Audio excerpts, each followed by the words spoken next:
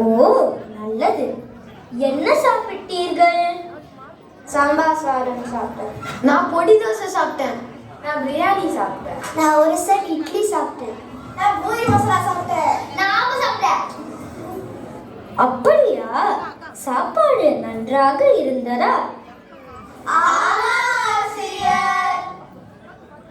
இந்த fried rice, biryani எதிலிருந்து செய்கிறார்கள்? அரிசியிலா? இந்த அரிசி எங்கிருந்து வருகிறது என்று உங்களுக்கு தெரியுமா?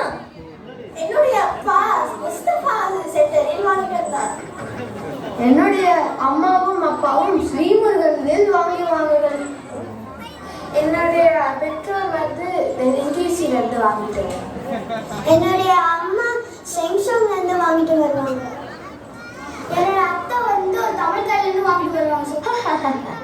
அரிசி கடைகளில் இருந்து வராது பிள்ளைகளே, வயலில் இருந்து வருகிறது. ஆம், நம் சிங்கப்பூர் சிறிய நாடாக இருப்பதால் இங்கே வயல் நிலங்கள் இல்லை. நெல் விளையும் நாடுகளில் இருந்து அரிசியை இறக்குமதி செய்கின்றோம். இந்தியா, இலங்கை போன்ற ஆசிய நாடுகளில் நல்ல நீர் இருக்கும் நிலங்களை பார்த்து இயந்திரங்கள் அல்லது மாடுகளை பயன்படுத்தி மண்ணை உழுதுபடுத்துவார்கள். அதற்கு பிறகு மறுபடியும் குளங்களிலோ ஆறுகளிலோ இருந்து நீர் பாய்ச்சுவார்கள். அதற்கு பிறகு விதை நெல்லை போடுவார்கள். அந்த விதை சிறிது நாட்களில் நல்ல நாற்றாக நெருக்கமாக வளர்ந்து நிற்கும்.